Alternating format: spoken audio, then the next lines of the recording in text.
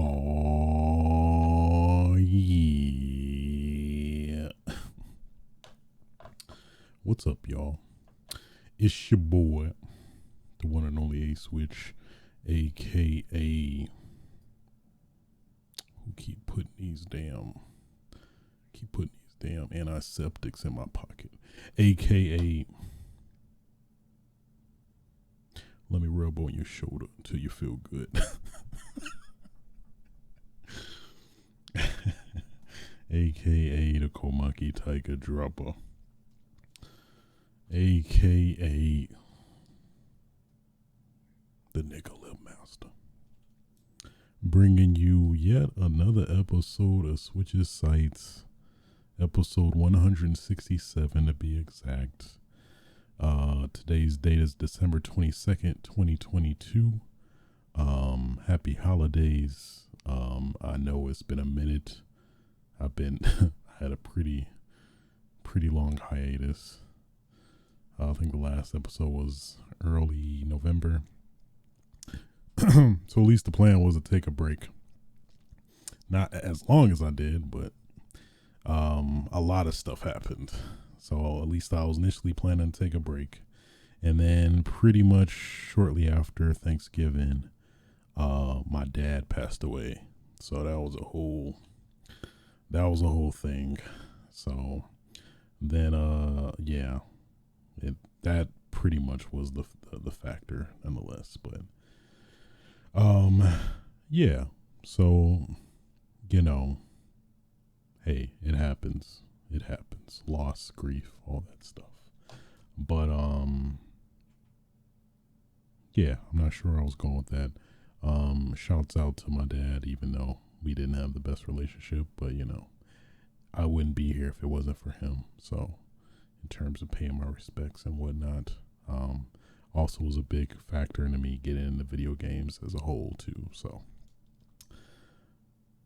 again, did not have the best relationship, but I did love him and he was my father. So, yeah, not to start off on a downer, but nonetheless, yeah, that was at least a big explanation as to why I was gone for so long. But nonetheless, I'm back though. I'm back.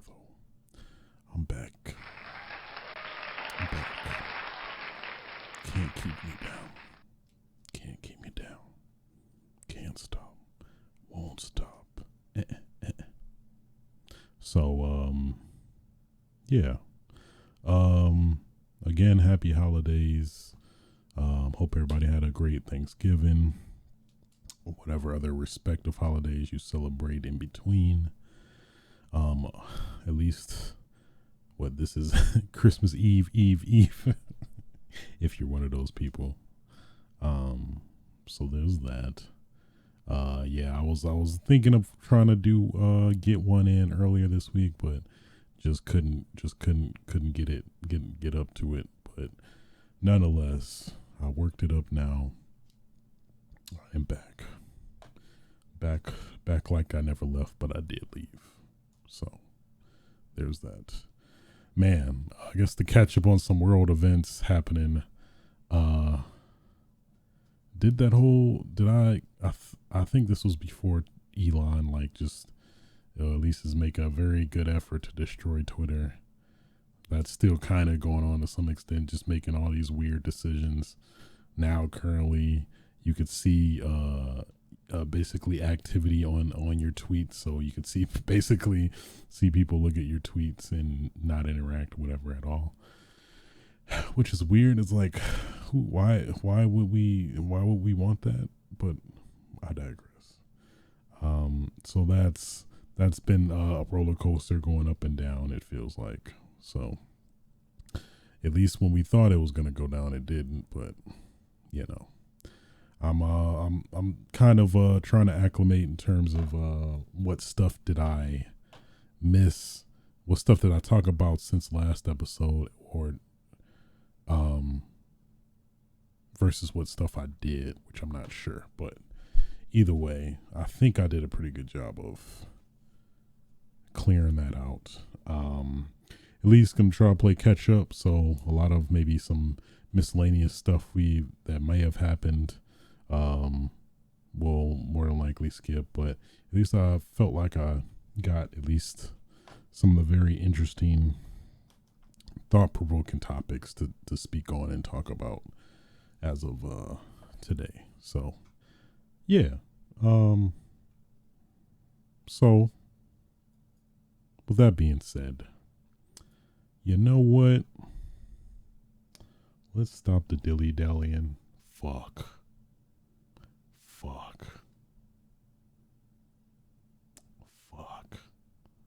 Damn it. I forgot to record. I forgot to record. I don't know what I want to do now. It's been so long. We'll just fuck it, we ball. Fuck it, we ball. First topic of discussion. Damn it, now my time codes is gonna be messed up. Ugh. I'm at a loss. I'm at a loss right now. I really am.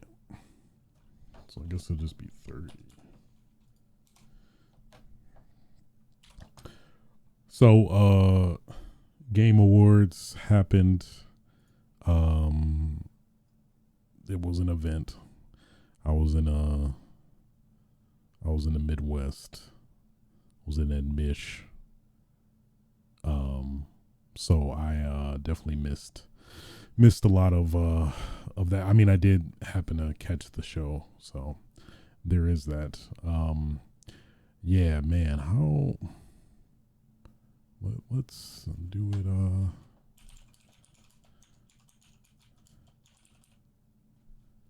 Let's do it like this. It's been a minute. I'm catching my bearings. I just gotta catch my bearings. It's been too long. So yeah, let's just go over the winners, or at least obviously there's a lot of categories, so we'll get on the most notable, I guess. Let us see.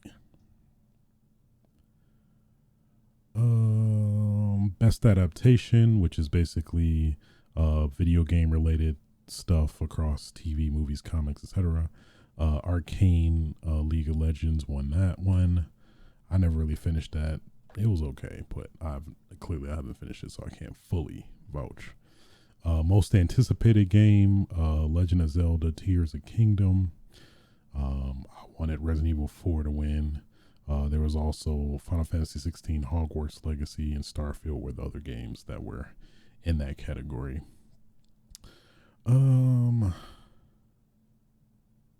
Content Creator of the Year, Ludwig. Hey, I was rooting for Rebellion, but what can you do? Best multiplayer game, Splatoon 3. That was against Modern Warfare 2, Multiversus, Overwatch 2, and Teenage Mutant Ninja Turtles: Shredder's Revenge. I don't know. I thought Multiversus actually was gonna win. Personal pick, probably Call of Duty. At least what I would have picked. Best sim strategy game, Mario Rabbids Sparks of Hope. Best sports racing game, Gran Turismo 7. Best family game, Kirby and the Forgotten Land. Best fighting game, Multiverses. I don't think we got a chance to talk about the nominees, but who in their right mind put Sifu as a nominee for best fighting game when it know damn well it's a beat 'em up? It's not a fighting game, quote unquote. You do fight, but no, whoever did that, 50 hits. At least the other nominees: King of Fighters 15, JoJo's Bizarre Adventure, All-Star Battle R, DNF Duel. Yeah, multiverses, I think it did deserve it. Best RPG, Elden Ring, of course. It was up against Live Alive, Pokemon Legends Arceus, Triangle Strategy, and Xenoblade Chronicles 3.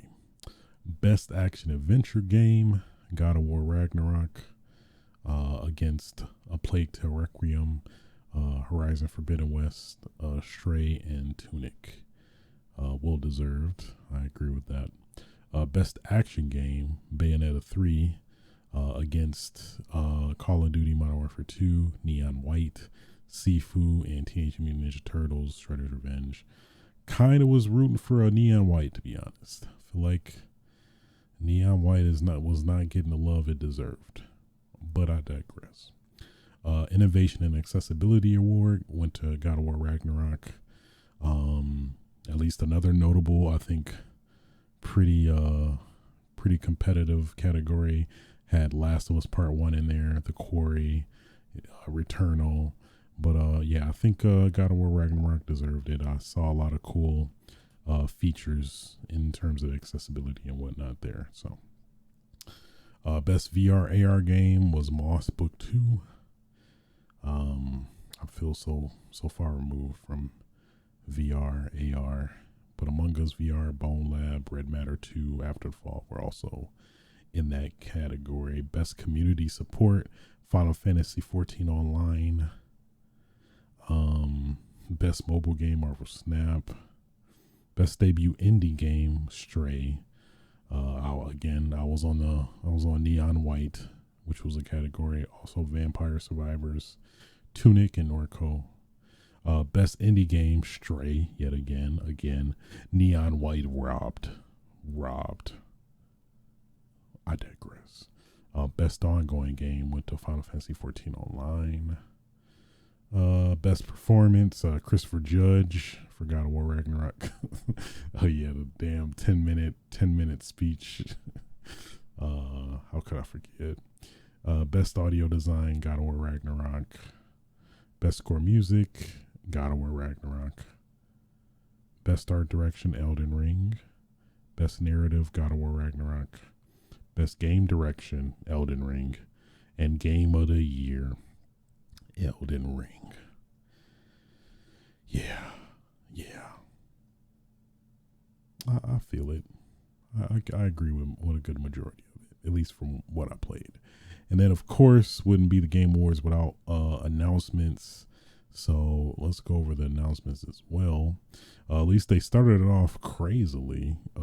Dead Cells with Return to Castlevania DLC. So they showed a trailer with Dead Cells, and then they showed Castlevania characters. And I'm thinking, like, where is this going? And then sure enough, apparently it's going to be basically a story that, I would assume has Dead Cells within the Castlevania universe. And it seems like they were alluding to, Castlevania making a comeback. So that was a very delightful surprise. Hellboy Web of Weird. I think that's how you say it. So basically a Hellboy game. Who would have knew? Not me. But I'll take it. I'll play it.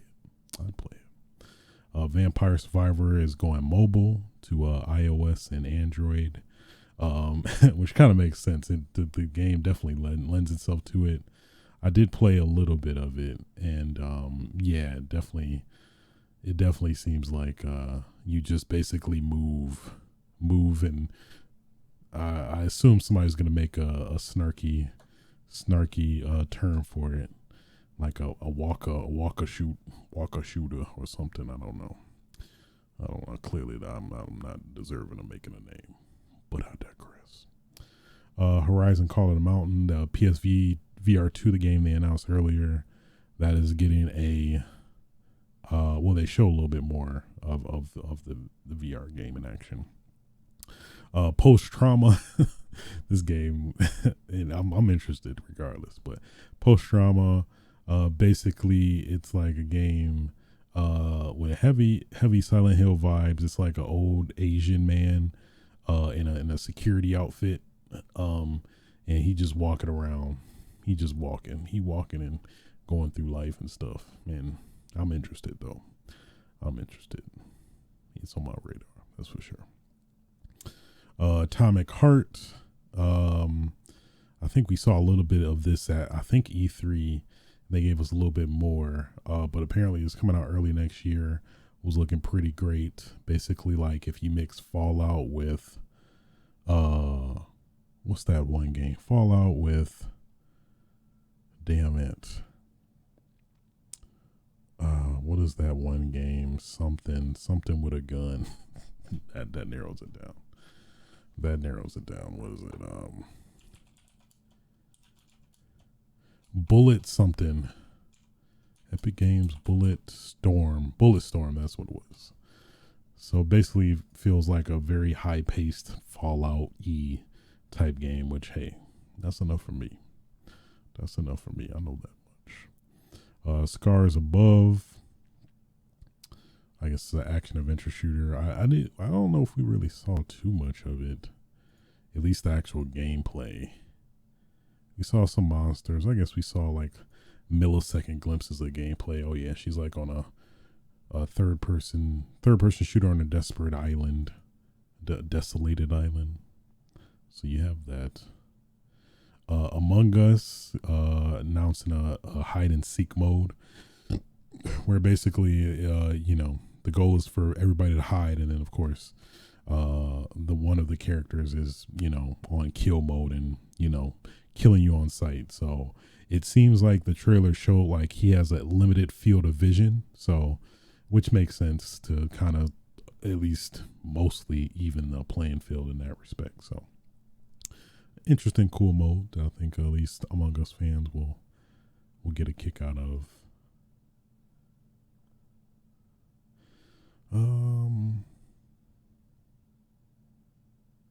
Replaced a sci-fi platformer with a retro-futuristic vibe. It was cool.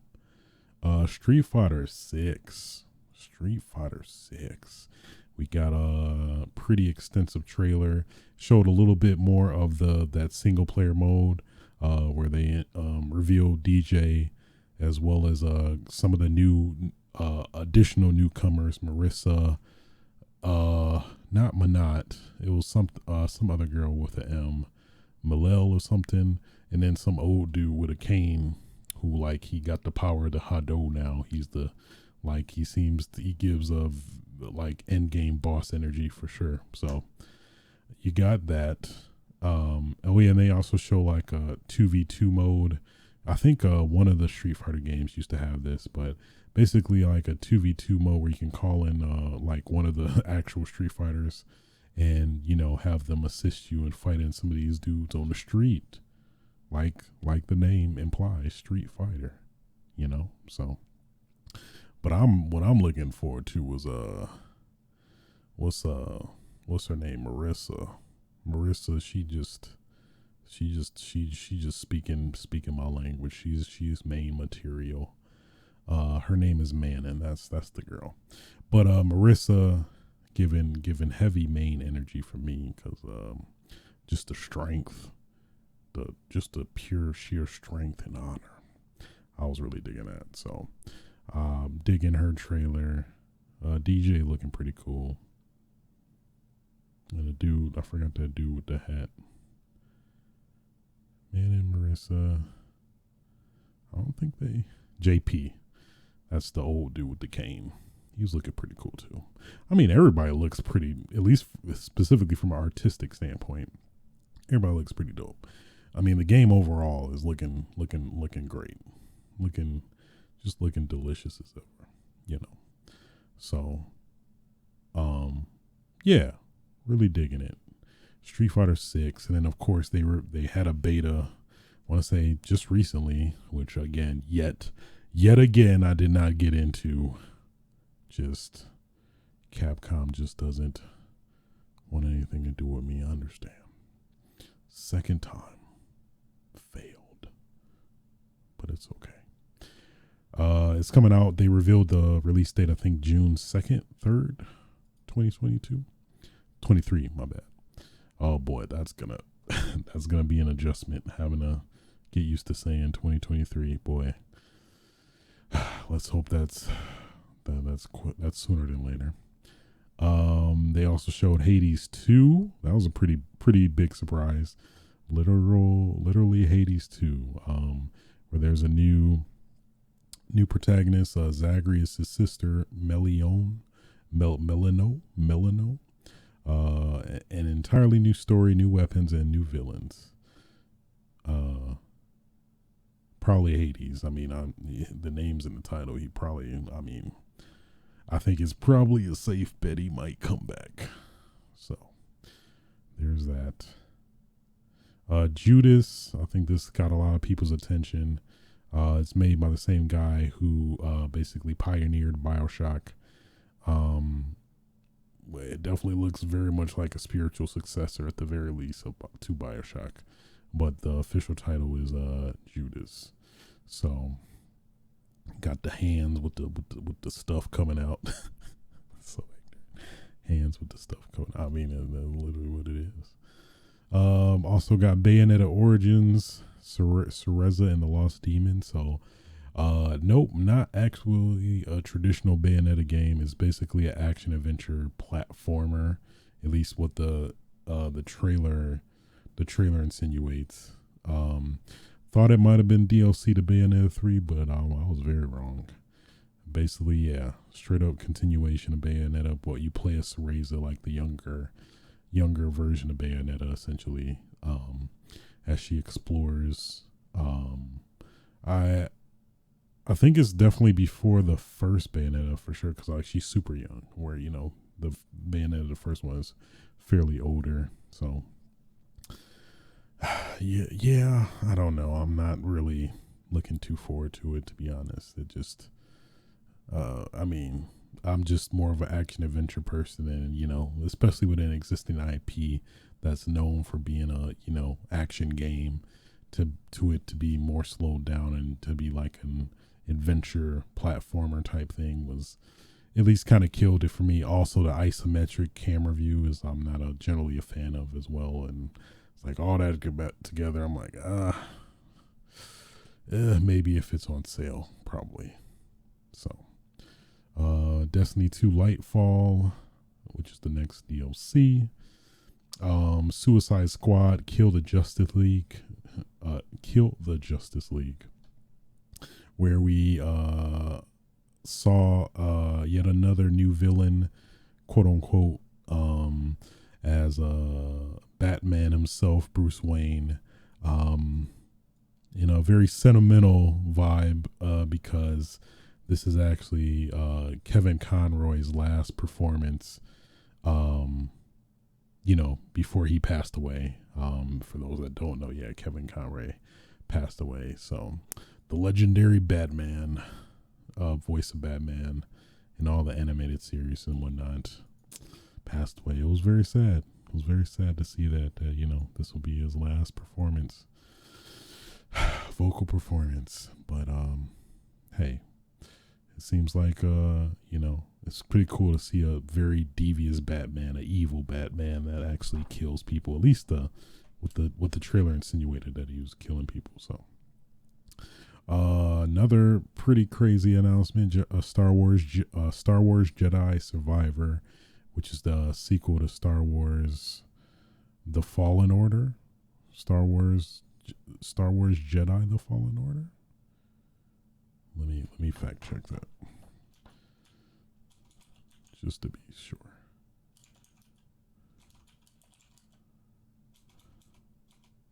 Star Wars Jedi Fallen Order. Okay, had to be sure. So Cal Kestis is back. He looking a little rugged. Got the beard. Got some scratches on the face. Apparently being chased by Jedi hunters. And it looked pretty dope. It seemed to be a lot of very customization with he can rock 2 dual sabers. I saw he had a saber with the hilt, like what's his name, Cal something, Darth. What the hell is that dude name? The dude from Ken Kenobi? Can Kenobi?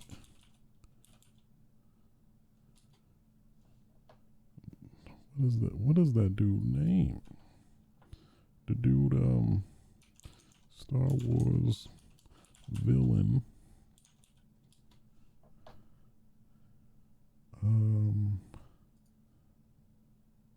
What is that dude's name? Damn it. Kylo Ren. My God. Kylo Ren.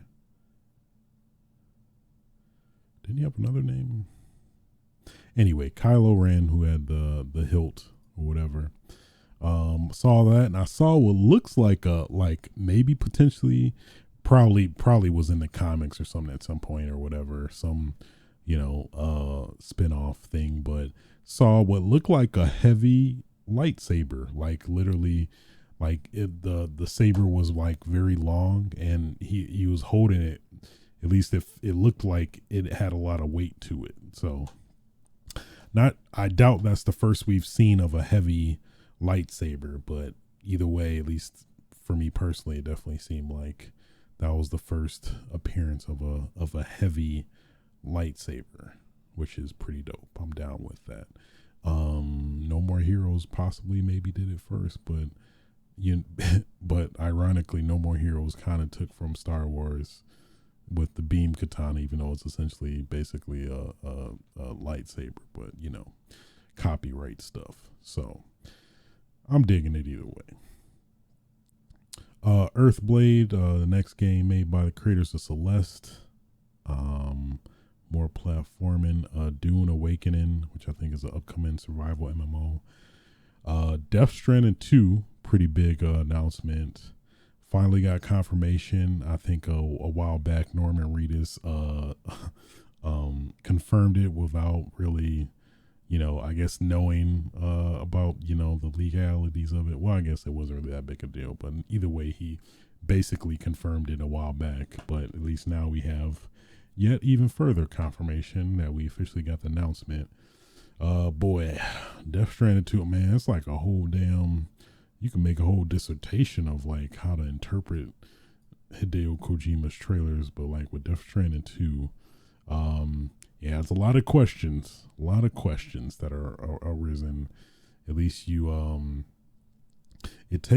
mainly takes the perspective of the one girl that ate that little bug to feel young or something. I'm feel far removed from Death Stranding, just Hideo Kojima's storytelling and whatnot, but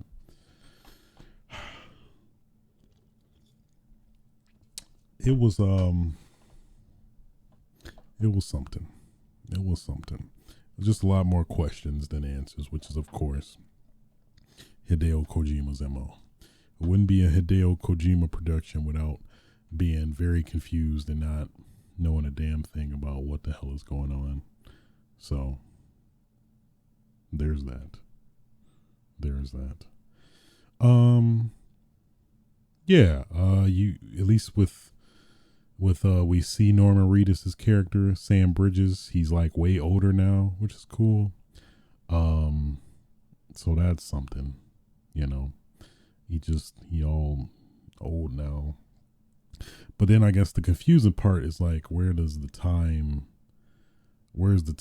take place nowadays? Like, it seems maybe this is like forward ahead of time, but like some aspects may be in the past, and how all this time works within this universe, and so that's a lot of questions. Yeah, Hex, I don't know. It's I forgot, to be honest with you. I think she eats it to stay young. I believe that was the premise, that she ate the bugs to stay young, because I'm not sure if it was I know the rain makes you age faster, and I think the bug reverses that effect or something like that. But Hideo Kojima stuff just convoluted as all hell.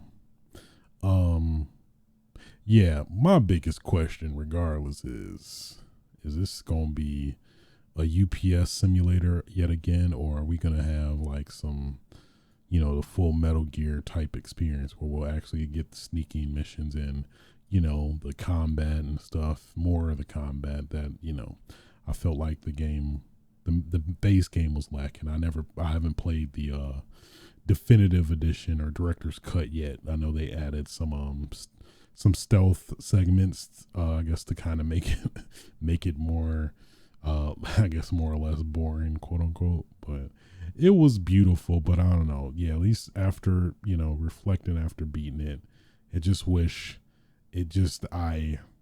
I was disappointed considering the Hideo Kojima's repertoire, backlog of games that he's worked on. Obviously, Metal Gear.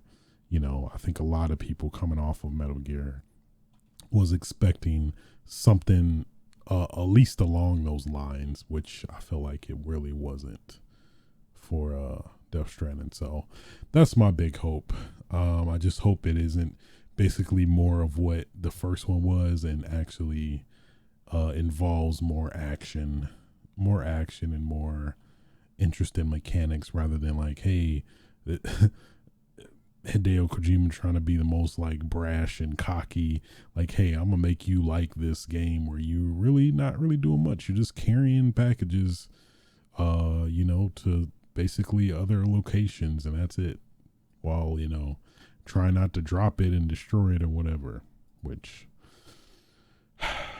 that's a very, very hopeful thing of mine. So we'll see.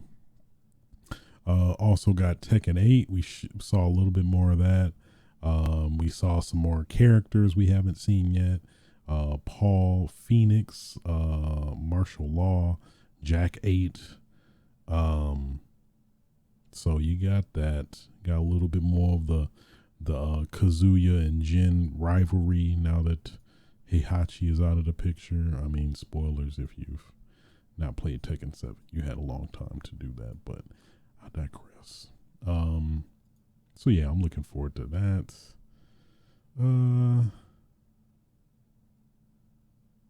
Baldur's Gate 3, if you into that. Diablo 4, if you into that. I guess we did see a little bit of Fire Emblem Engage. The next Fire Emblem coming like pretty soon next year.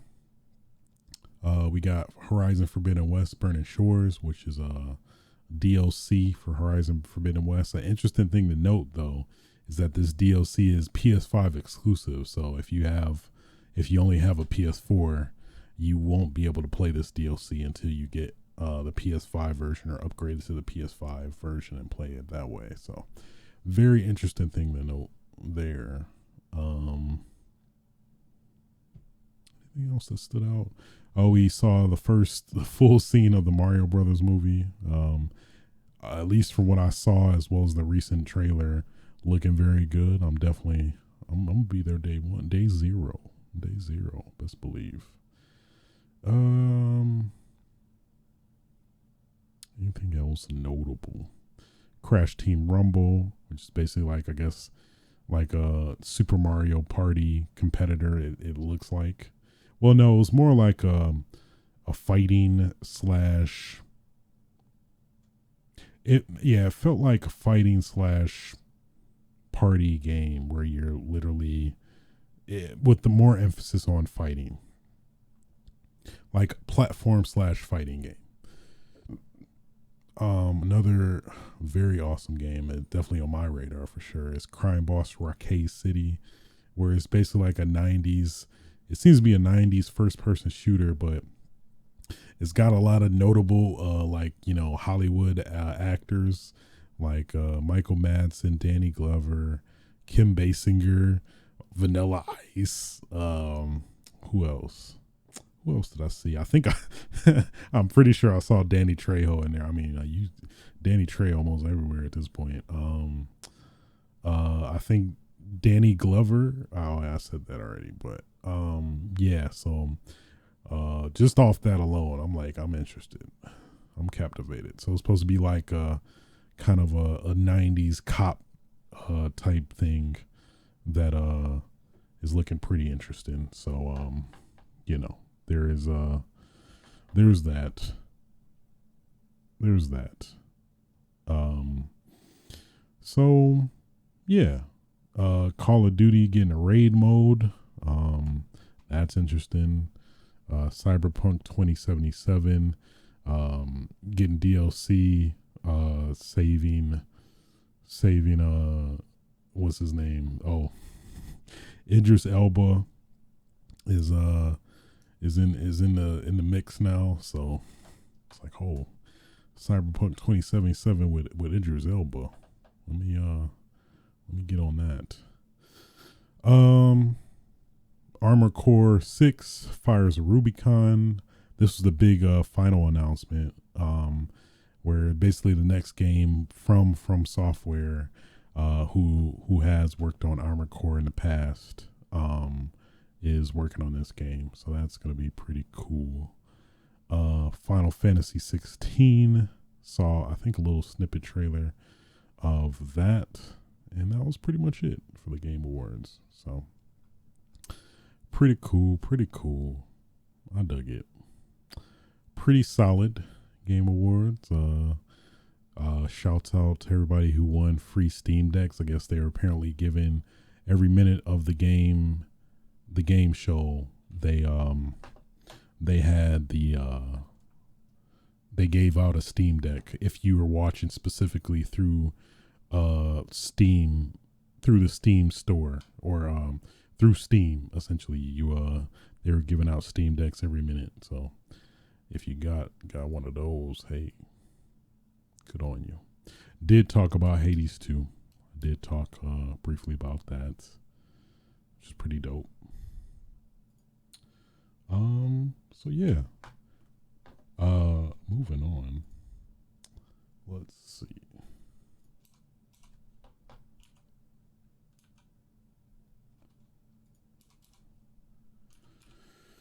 FTC sues Microsoft, or sues to block the Microsoft-Activision Blizzard $69 billion merger.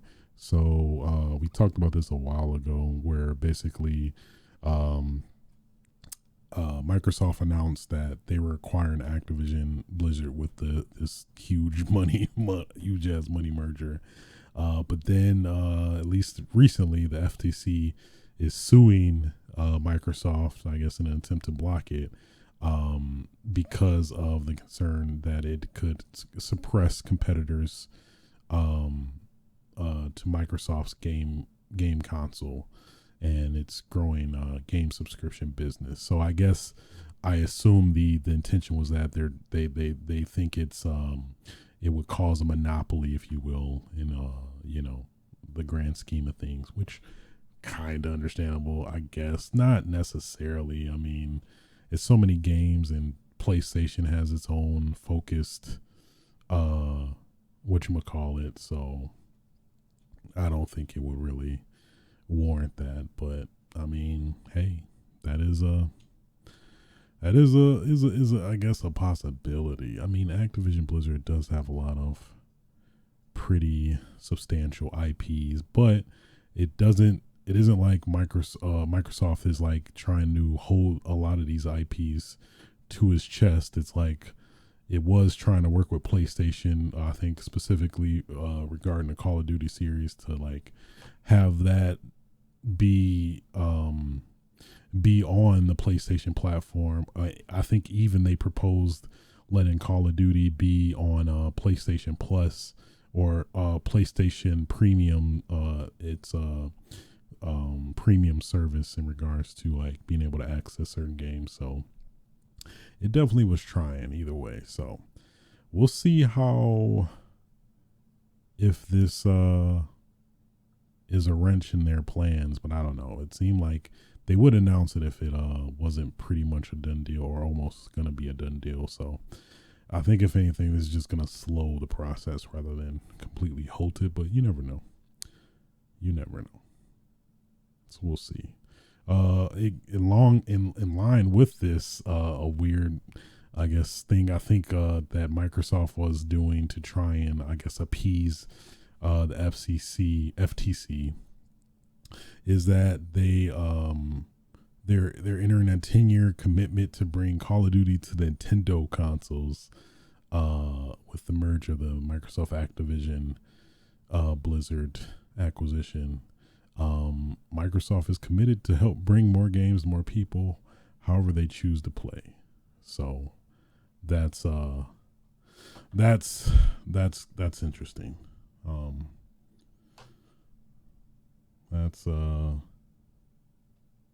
That's gonna be a weird thing to come about, I guess.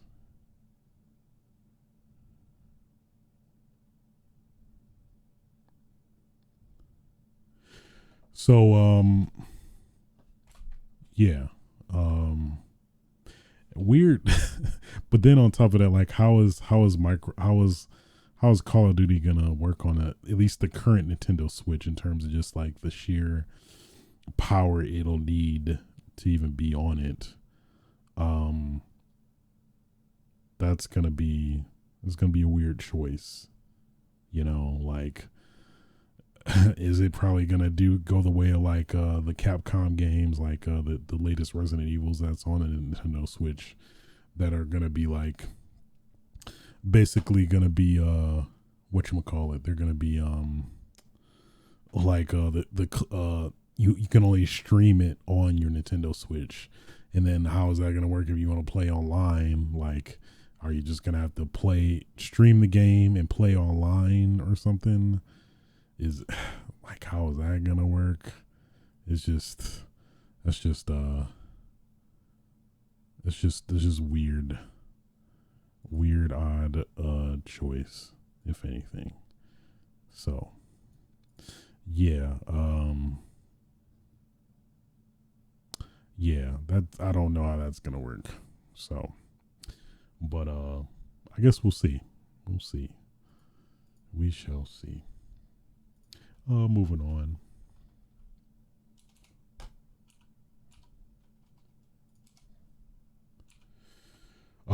Yakuza Cabaret Minigame coming back, making a triumphant return to Like a Dragon Gaiden, the man who erased his name. For those that may have been curious, I don't know what you call it. I guess you call it, well, it's the next, technically the next, well, it's not necessarily, it's a spinoff. So it's basically a Kiryu spinoff Yakuza game, but it is announced that the Cabaret Minigame is coming back. For those that don't know, Cabaret Minigame was probably one of the best minigames in gaming history. I'd even say I'd even challenge that. But it's good to see that come back. So I assume it's probably going to be some continuation of sorts. If you played Yakuza 0 or Yakuza Kiwami 2, that will come back. I don't even want to go even more into it, but I'll just say Cabaret Minigame, pretty fun, pretty awesome continuity, just the whole, whoever developed that, shouts out to them. Shouts out to Ryuga Gotoku Studios for doing that, because man, that is it is one fun Cabaret Minigame. I never thought I would be interested in something of this nature, but I am thanks to Yakuza, thanks to the Yakuza series. So I'm definitely looking forward to Gaiden, Like a Dragon Gaiden. That's I gotta do it. Like a Dragon Gaiden, the man who erased his name. It's pretty cool. I like that. I like it a lot. So yeah, I dig it. Just I'm pushing that agenda for Yakuza. Pushing that Yakuza agenda. That's all I'm doing. That's all I'm doing.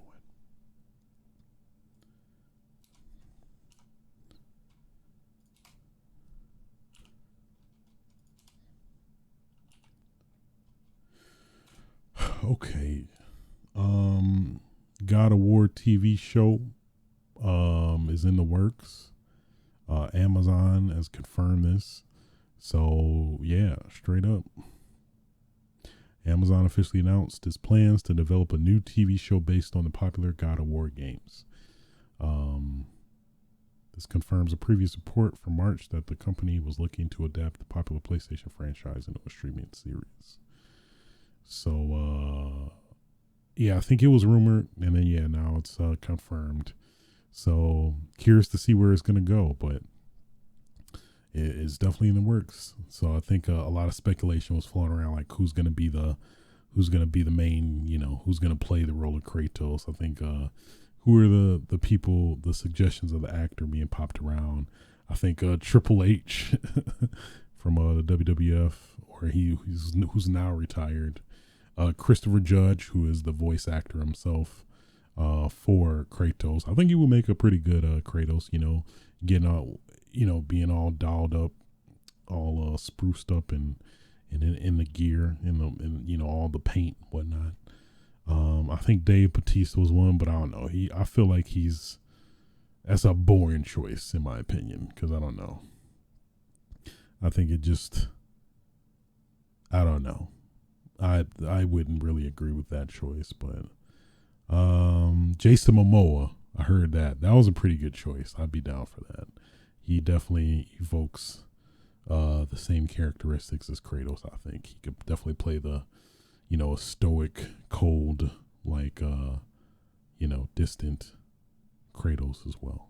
So those are pretty cool options. Definitely pretty enticing options, I have to say. So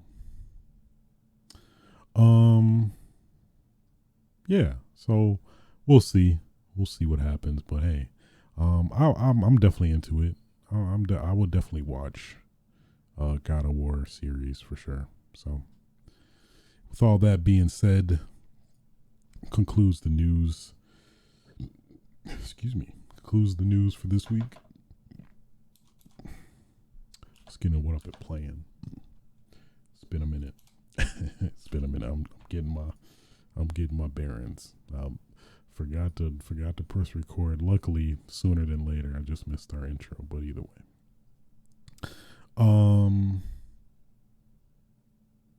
Let's see. God of War Ragnarok. I did finish it. Well, since our last episode, definitely. I did beat it. Pretty good. I really enjoyed it. I have some issues with it. And you know what? It's been a minute. It's been a while since it's been out. I think it's safe to get them spoilers. We'll keep it at the surface for now, though. Really enjoyed the combat. I like the exploration. I like the continuation of what was pretty much promised in the first game. The Thor implementation was really dope. I like it didn't ask to take too much of your time, which I really liked. It respected your time, which I very much appreciated. And I felt like even like the side stuff was worthwhile as well. That like I was down to do all the side stuff, and it was very rewarding on top of that. And again, it didn't feel too chore, like arbitrary. Like it just felt like, oh, we're doing this to get you to do this. It felt very worthwhile. So I really dug all that. But let's get into these spoilers, because I do have some issues with this game. Yeah, at least to the point where it definitely is not perfect. It's definitely a great game, don't get me wrong, but it's some issues that I just cannot shake that like prevent me from like, giving this a perfect score if I had the option to, or liberty to. Probably the first issue is the game is called in spoilers, by the way, if you've not played God of War Ragnarok and you are planning to. This is spoilers. Spoilers for God of War Ragnarok. Spoilers, of course, time codes and otherwise, but just put it out there either way. Yeah. So my biggest issue, well, one of my biggest issues is, okay, the game is called God of War Ragnarok, right? So pretty much it's going to be leading up to Ragnarok, right? So basically it led up to Ragnarok, right? Things led up to Ragnarok. And it's just a lot of issues I do have with Ragnarok itself. At least how it transpired was all right. It was just more so towards the end. Like, you fight Odin. Odin was kind of disappointing as a fight, to be honest. It wasn't really as, I don't know, crazy or like, I don't know, interesting as I would expect. So, okay, all right, fine. So after Odin's defeated and all of that happens, without, of course, I'm spoiling but not trying to spoil too much. After that, you have this big looming monster. I think his name is what was the dude's name? It's the big monster that's prophesized to destroy Ragnarok or whatever, or cause Ragnarok, I want to say. Nonetheless, this big ass monster. And so basically this big ass monster is destroying Asgard.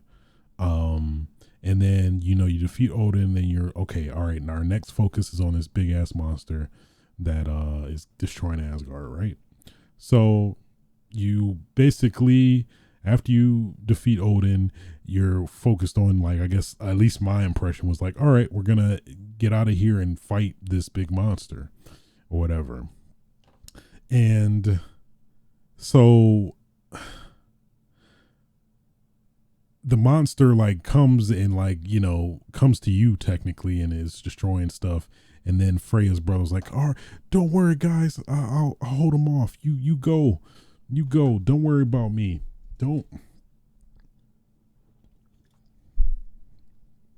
Just go. Just don't worry about me. And then, so basically they do that. And then like, Atreus, I think he got knocked out somehow. And Kratos is carrying him, and then basically like the monster does like a final smash or something, and then like the screen goes black, and then basically Atreus wakes up, and then you start talking to everybody, and I'm like, oh, so we're not gonna talk about what happened? Like, that's a huge ass monster that's destroying Asgard, and we're just gonna not gonna acknowledge what happened there, not even gonna be involved in something as crazy as that. So that was my big issue. It's like, I would have liked some more closure there, specifically like if like I understand to an extent like that monster is prophesized and destined to destroy Asgard, and I guess that's at least what I interpret, that's what they're trying to have you or allude to, that like you can't defeat them, so it's a matter of escaping. But even then, like, just escape, I guess, like show us escaping rather than like going cut into black and skipping that entirely. I felt like one of the oddest choices ever. So that was my biggest gripe there. And the other gripe was towards the end of even though the credits are rolling, but towards the end of after that, where you basically send Atreus off, where he's destined to go by himself and be a man or whatever, and then he's just like, see ya, and then he just does like a weird mental smile and leaves. I don't know. I at least reading the interviews and stuff, that like Cory Barlog, the former director, said that he, at least that those are the few things that you just have to do in the plot. And I don't know, it just felt weird and unnatural in a way. But I mean, it is a video game. I don't know. So there's that. Then my other biggest issue was, okay, just to paint the picture as well. I did get the God of War Collector's Edition, the one that comes with the hammer, Thor's hammer, mind you, Thor's hammer, the hammer of Thor, Thor's hammer. All right, included in this Collector's Edition, right? So, I mean, I think for anybody that gets a Collector's Edition of a game, that it comes with the hammer of an enemy or whatever, I think it's a safe assumption. Like, maybe you get that. Maybe you get that somehow in the game. I mean, that's at least my guess. I would assume that's generally people's guess. Where I wonder if you do get that in the game. So, at least during the plot, eventually Thor dies, basically. And then, his hammer was thrown somewhere else or whatever. So, that was basically before the fight with Odin. And then I was thinking, okay, maybe you just have to find it, and then you can have it, that the hammer will be yours, like a cool little, like not necessarily a canonical, but like cool little end game like weapon to play with. That's pretty dope. I'm down with that. So after you beat the game, you talk to the smith, and they tell you, hey, I saw an interesting thing that you might want to see at I forgot the realm, but at this particular realm. And I'm like, oh, okay. I wonder if that's is she talking about Thor's hammer? And then lo and behold, you go there, you see Thor's hammer, and then who do you see? Thrud, I think Thor's daughter. She takes the hammer and she's like, I won't let you down, Dad. Picks up his hammer and soars into the sky. And I'm like, what? Really? Like, can I just play with it for a little bit? Come on, man. So that was, to be honest with you, that was a huge disappointment for me. Like, literally, the hammer is in the collector's edition of the game. Why would they not let you play with the hammer if it's in the collector's edition of the game? Like, why would what? I don't know.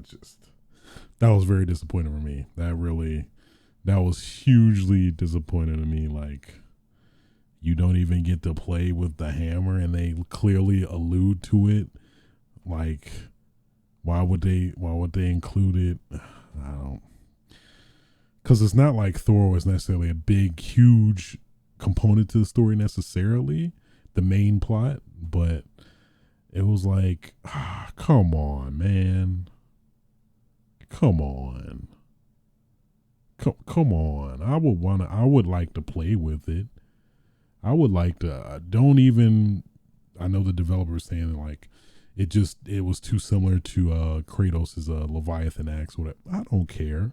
You can make it different. You can make it totally different. Electricity and a hammer. You hear the thonk of the hammer as you hitting people. It's so much potential you could have did with the hammer. That hurt my soul. It really did. Maybe there's a payoff in the next one. I guess they did seemingly confirm that there isn't going to be no DLC. At least that was my other suspicion. But technically, I don't think they might do something like Uncharted Lost Legacy, where it's basically DLC, but it's a separate game. But it's basically DLC, so maybe that's the loophole they're probably maybe potentially doing. Who knows? But that really was very disappointing for me. It's like you get it in the collector's edition of the game, but you don't even get to use it. You don't even get to play. You don't even get to touch it. That really killed it for me. I'm not even gonna lie. That really did. It's like, Of course, we want to play with his hammer. Why? Who? Like, it's Thor's hammer. You don't really ever get to do that in a game, you know. I guess other than like the Avengers game, but you know what I mean. Like, of course, they made the Leviathan axe look really dope and feel good. That hurt my soul. Not even gonna lie, that really hurt my soul. I was like, I didn't even want to look. Like, I didn't even want the confirmation that it doesn't exist. I'm like, no, I want to see, maybe it's like a cool little, you like find it, and then once you find it, you can use it type of thing, you know. But you don't. And even the other weapon they had in replacement of that, I wasn't a fan of either, because it was like a drop near spear. I'm like, I'm not even a fan of spears like that. I mean, how they had it was kind of cool, but I don't know. It, like, if I had the choice between the spear and Thor's hammer, what the hell you think I'm gonna pick? Of course, fucking Thor's hammer. My goodness. I'm sorry.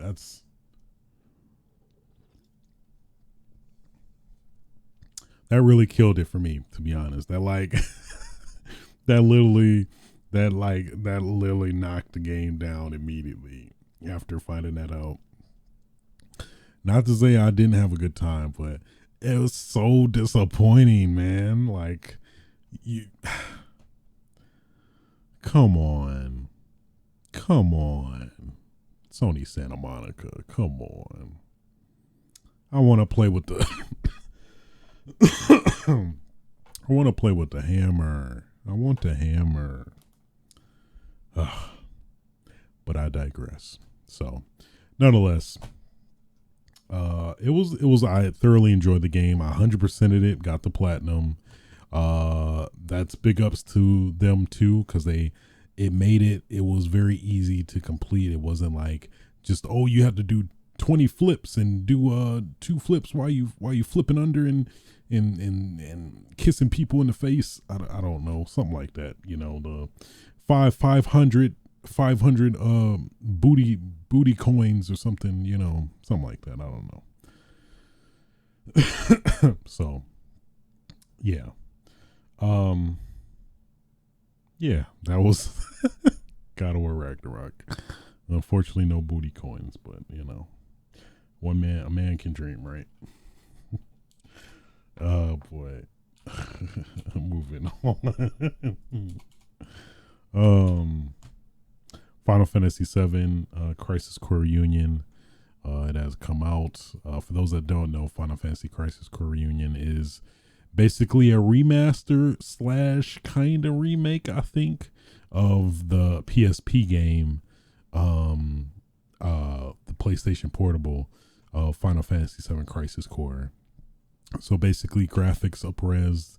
I think they added voice work to like a lot of the scenes that otherwise weren't voice acted.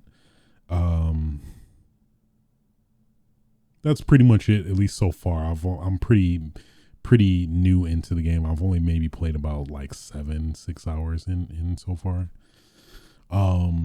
I'm digging it. I'm of course digging it. It definitely, some of the at least if you're coming off of Final Fantasy 7 Remake, the control is going to feel a little dated in terms of like you're confined to just one button to like attack, and then all your other buttons are conditional or based on your AP or MP points.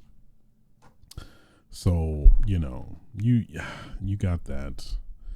I do like how at least the responsiveness has been improved, where it's not like a weird kind of pseudo turn-based / action type vibe where it's like it's a huge delay to like give you the vibe that it's kind of turn-based, but not enough to the point where it's like fully turn-based. It's like I don't know, like a half based, half turn-based type thing. But at least now it's essentially pretty much action-based now, which I think was the right move, especially in today's current climate, regards, at least specifically, of course, the Square Enix stuff.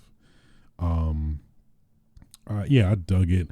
I definitely hope the more I play in terms of the abilities and stuff I get, it'll be more streamlined and more engaging. At least now, it definitely feels very basic, but I think over time, playing like the side quests to get like additional moves and stuff like that will hopefully open it up a bit.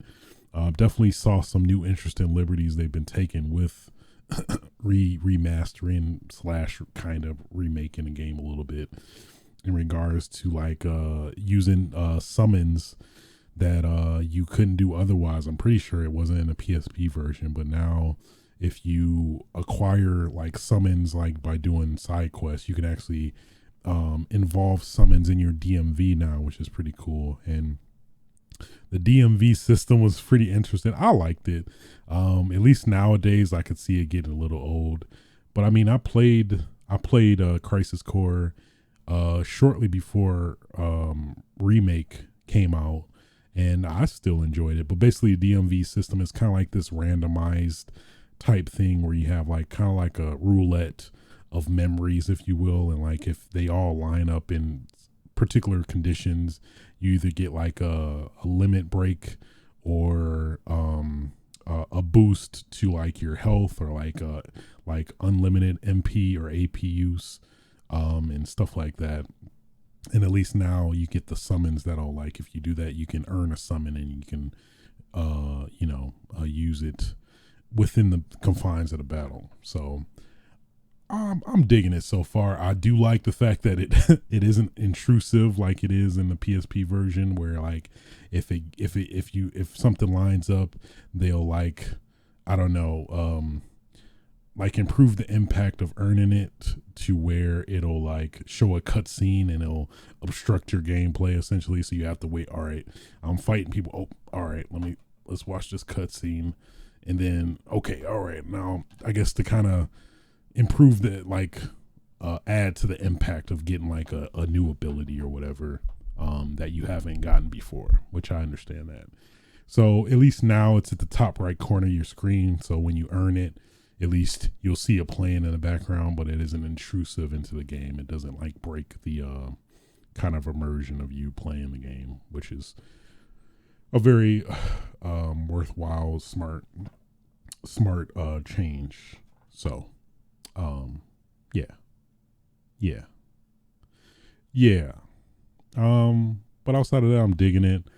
One thing I'm not necessarily, it's kind of growing on me, I guess, but at least at least was initially not a fan of was Zach's new voice actor. I'm used to. I'm curious, who was Zach's original voice actor?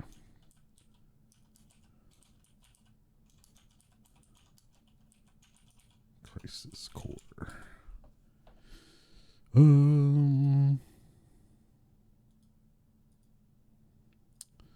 So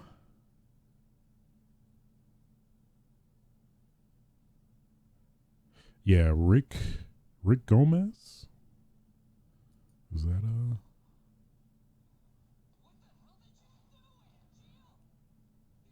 Oh yeah, Rick Gomez. Yeah. So he's the original voice actor, and now Caleb Pierce is the new voice actor of Zach. And I don't know. It just gives off. It just gives off puny, like puny. At least for the original Rick Gomez's interpretation of Zach, it was more what's the word? Ambitious, with a slight air of nativity. You know what I mean? With a slight air of nativity, where it wasn't as like, I don't know. I feel like Caleb Pierce's interpretation is just very depressing and like, hey, hey, hey, Sephiroth, how's it going, Sephiroth? All right, we're gonna do this thing. You better watch your back, Hojo. I'll get you. Yuffie, you stop it right now. It just, I don't know. I'm just not digging it. it's growing on me a little bit, at least the familiarity of it, as the more I'm hearing it, the repetition. But I really was a fan of Rick Gomez's. Yeah, I like Rick Gomez's way better. But, I assume why they did it. Well, I don't know. They could have got, I think they could have got him back. I'm curious now. I wonder what his story is.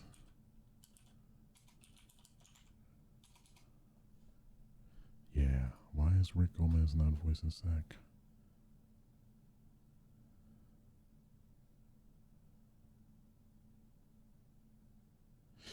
Okay, yeah. Due to the mandate in Final Fantasy VII Remake, Gomez was replaced by Caleb Pierce in that game and the Crisis Core Remaster. Yeah. So I guess was it contractual?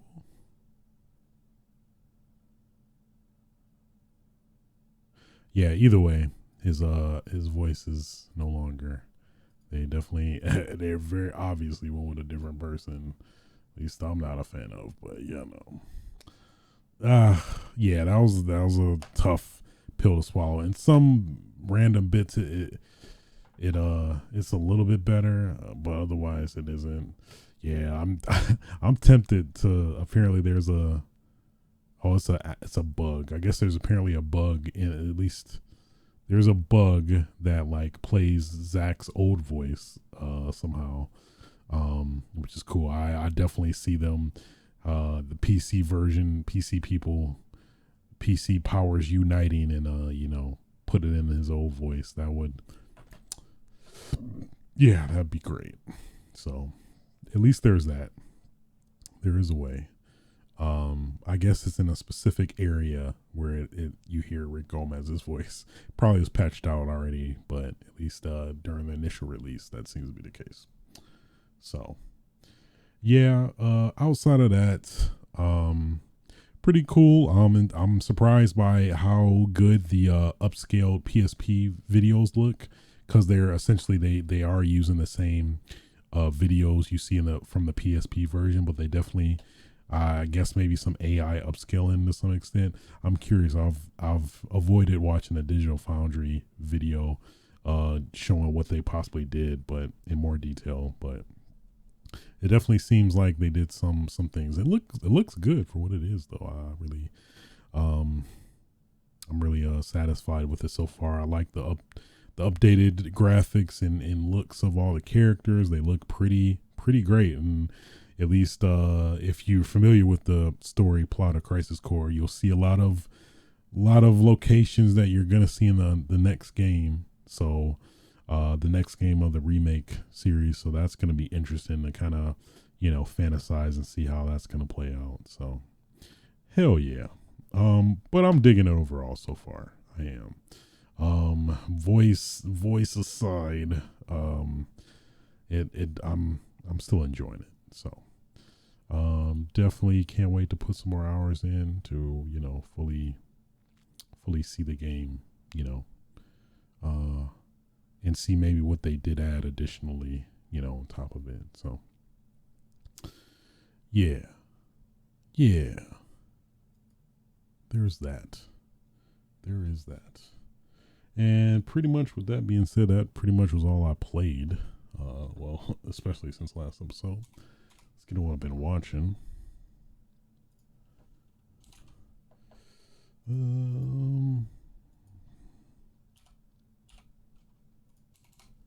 Let's see. Black Panther: Wakanda Forever. Man, it's been way longer. There's a lot of stuff, but yeah, definitely watched Black Panther: Wakanda Forever. I've definitely had a lot of time to think about it. My thoughts on it, I definitely liked how they treated Chadwick Boseman's death. They did it very respectfully. I guess minor spoilers. I'm trying my best not to spoil, but minor spoilers potentially for Black Panther: Wakanda Forever. But yeah, I really liked how they honored Chadwick Boseman's death, as well as it's pretty apparent in the material that they are also killing Chadwick Boseman's, T'Challa's character, the character T'Challa as well in the movie. So yeah, basically the emphasis is on who's going to be the next Black Panther, which that question is answered. But yeah, I'm surprised at least how much the supporting cast kind of stepped up in a lot of ways, and like a lot of them really did help with this movie in terms of like, you know, their roles, you know, doing a lot of the work for the movie as well. Like Winston Duke was really good. I forgot the girl that plays Ironheart. She was really good. Wasn't necessarily necessary, but she was good nonetheless. Just basically, hey, I'm just let you know I'm gonna be in check out my Disney Plus show coming next year, kind of thing. But it was at least the scenes and stuff, she shined, as well as the, you know, the synergy between her and Letitia Wright, as well as not Okoye, what's her name? She is Michonne. Why can I not remember her name? Denai Guerrera. She was cool. So yeah, they definitely really showed out. Of course, Angela Bassett. Woo, she acted her ass off, boy. I think she did get a nomination for or I forgot what the correspondent award is. An Oscar, I think. I think it's an Oscar. She did get at least an Oscar nomination for her role in this movie. So shouts out to her. Yeah, it was really good. I did enjoy it. I like Namor, who's, you know, the new like anti-hero / villain of the movie. Yeah, some very delightful surprises, like seeing Allegra DeFontaine in this. Wasn't expecting that, and that she was dating the one token white dude from the first movie. That was cool. Yeah, I really enjoyed it. Not sure if I would put it over the first one. At least the more I've thought about it, but it's up there. It's not like severely, you know, horrible in quality and stuff. They actually did a lot of stuff. They did a lot of good plot, story building and stuff, and I felt a lot of everything mattered and made sense. Maybe I need to watch it again at some point, but yeah, I did enjoy it. I enjoyed it. Also watched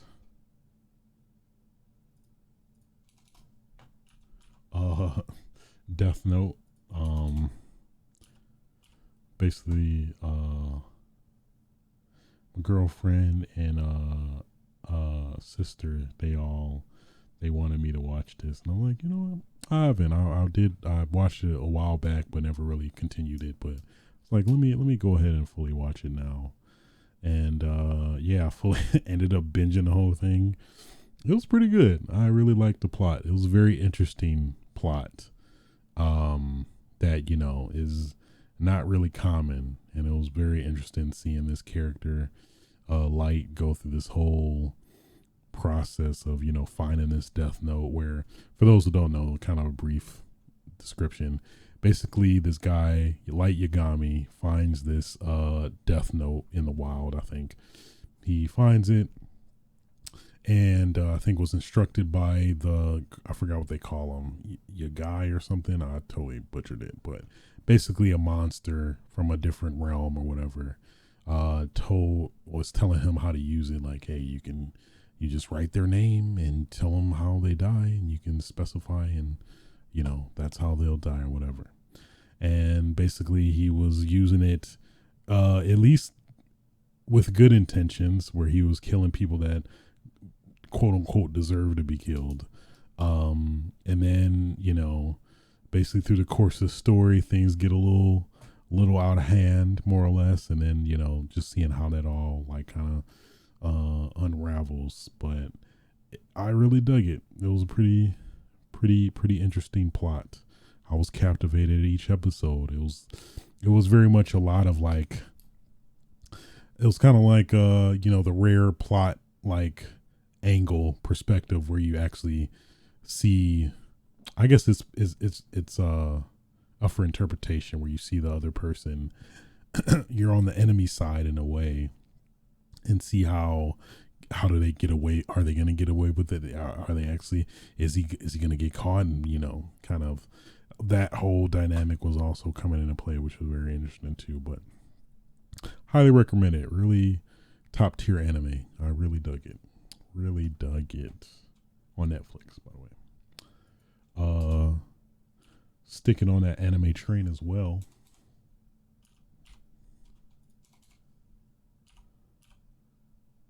Choo choo.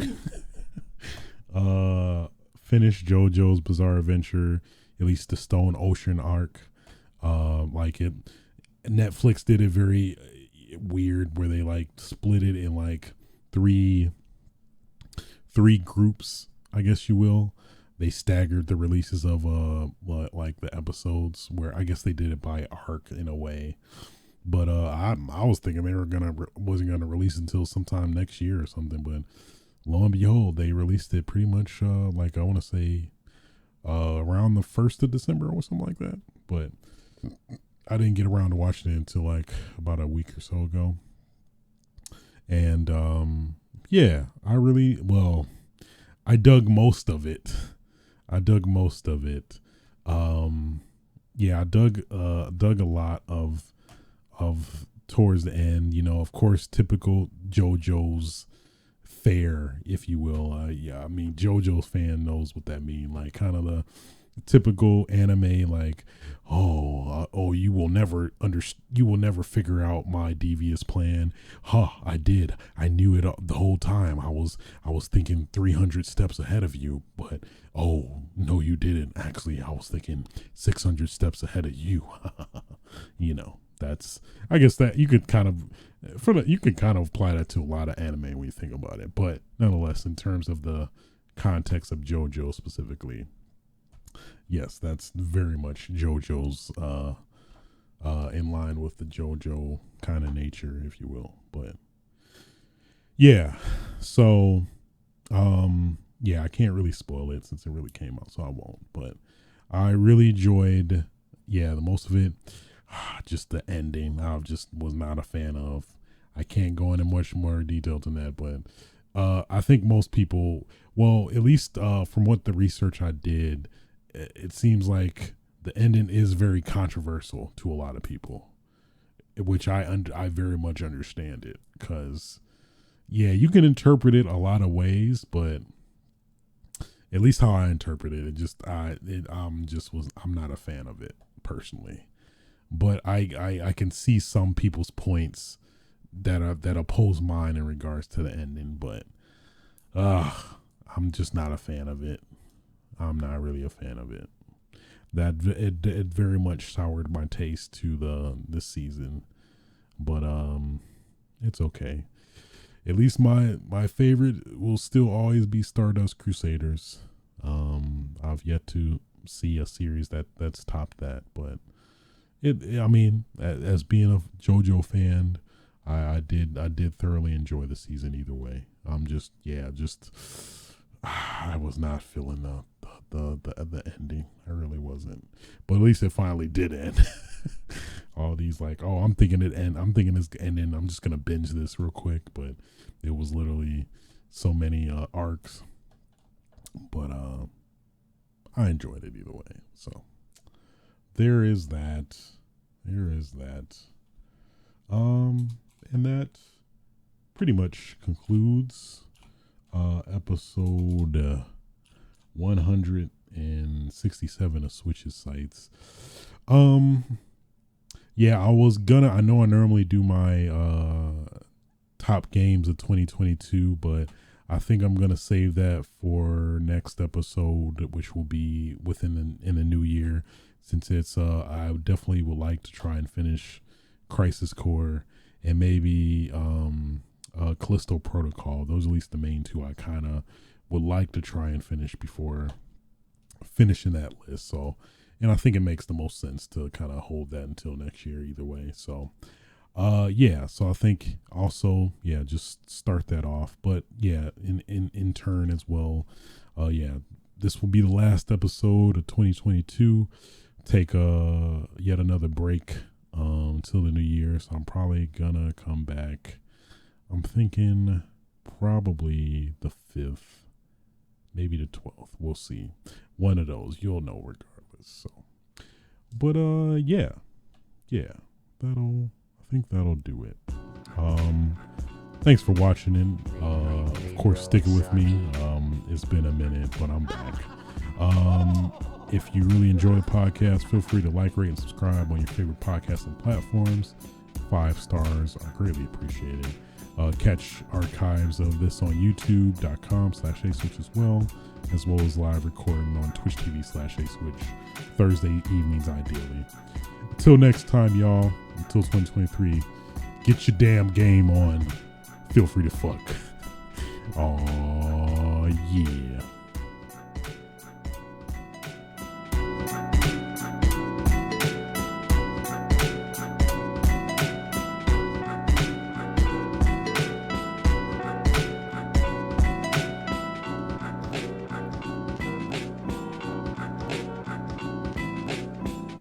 Nobody's safe.